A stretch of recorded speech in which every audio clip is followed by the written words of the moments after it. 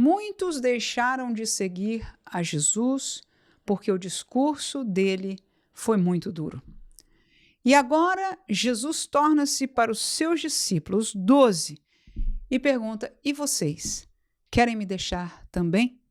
Esta resposta tão conhecida, tão memorável de Pedro é muito linda, e ele disse: para quem iremos nós? E é sobre este texto que nós vamos estar meditando alguns minutos neste dia para a glória do Senhor. Convido você a abrir a sua Bíblia, se você estiver com ela por aí, se não, com certeza, tomar atenção na leitura bíblica. E de já eu saúdo a você neste dia com a santa e gloriosa paz do Senhor Jesus Cristo. E nós hoje vamos estar terminando o capítulo 6, por fim, do Evangelho de João. Portanto, leremos do versículo 66 ao versículo 71, e a palavra diz o seguinte: desde então, muitos dos seus discípulos tornaram para trás e já não andavam com ele. Então disse Jesus aos 12: quereis vós também retirar-vos? Respondeu-lhe, pois, Simão Pedro: Senhor, para quem iremos nós?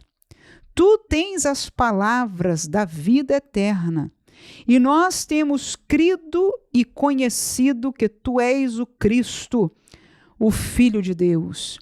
Respondeu-lhes Jesus: não vos escolhi a vós os 12, e um de vós é um diabo.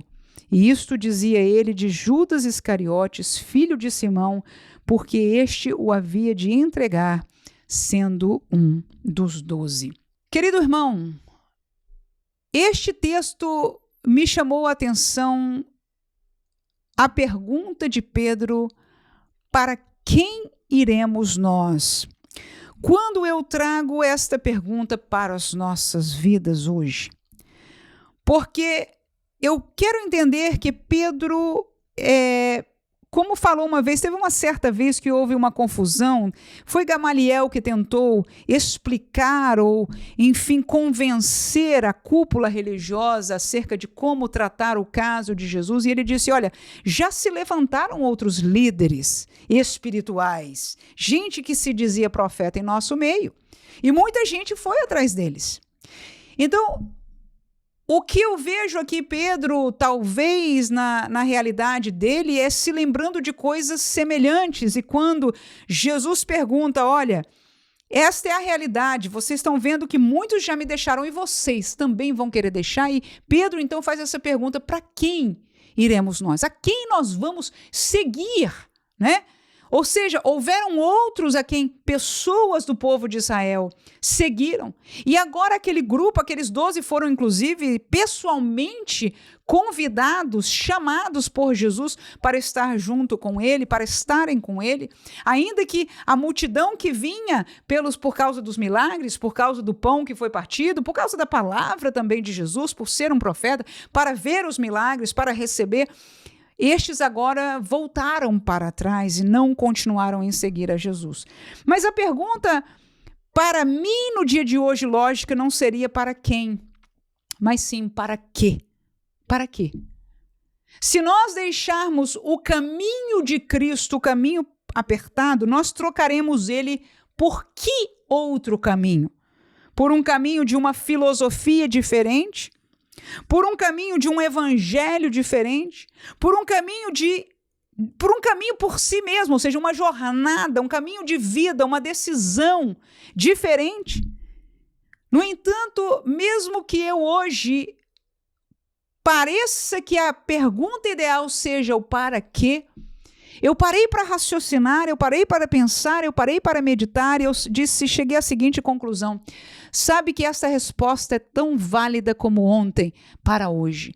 A resposta correta não é para quê, a pergunta melhor dizendo, mas sim para quem. Por quê? Porque se não é Jesus quem está por trás do caminho da verdade, existe alguém por trás de todos os caminhos da mentira. Muitas vezes nós vemos somente a pessoa que vai adiante daquele caminho. E até mesmo em olhar assim a filosofia ou um outro evangelho, uma maneira de pensar ou de crer ou de interpretar, seja ela qual for, qualquer outra opção fora do caminho apertado, Tem sempre alguém que torna-se a face daquele caminho ou daquele evangelho.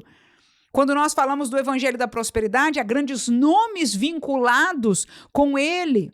E poderíamos mencionar outras religiões, outros pensamentos religiosos, filosóficos que as pessoas escolhem caminhar por ele. Há pessoas que estão na frente, mas em si elas são enganos.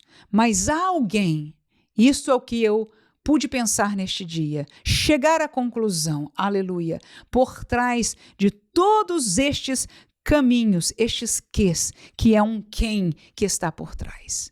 Se não é luz, é trevas. Se não é o reino de Deus, é o reino do mal, o reino de Satanás. Então, por trás da luz, da verdade, está aquele que é a própria verdade. Por trás da mentira, diz o texto bíblico, que está o pai da mentira. Então, quando nós deixamos a verdade, nós estamos indo para alguém. Nós estamos caminhando na direção, estamos dando ouvido a alguém. Paulo diz isso lá a Timóteo, olha, nos últimos dias darão ouvidos a doutrinas de demônios, ou seja, há alguém, há um reino, há uma liderança, há obreiros do mal, que são estes demônios, que estão obrando, enganando, mentindo para estas pessoas, e se nós saímos, a verdade é uma só.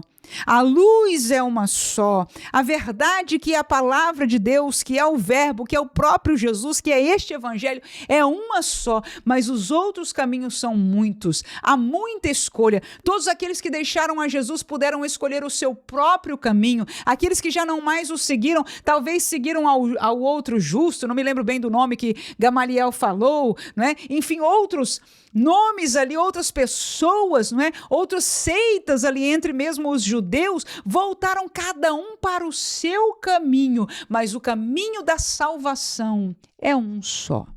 E neste dia, eu chego à conclusão que talvez Pedro nem enxergasse tudo isso, mas a pergunta é esta mesmo, Pedro, aleluia, inspirado pelo Espírito de Deus, para quem iremos nós? E vale até hoje para nós. Se nós não formos e não ficarmos com Jesus, se algum dia a tentação, a provação for tão forte, que nós até pensamos olhar para trás, a pergunta deve soar em nosso coração, para quem?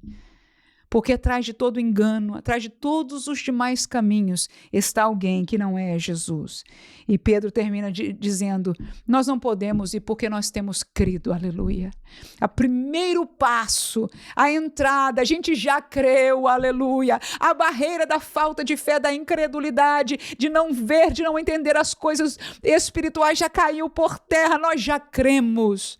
E ele diz, nós já cremos, já havemos crido e já havemos conhecido, porque o conhecer vem depois. Eu me lembro uma vez evangelizando uma senhora que já tinha toda a sua família em Cristo.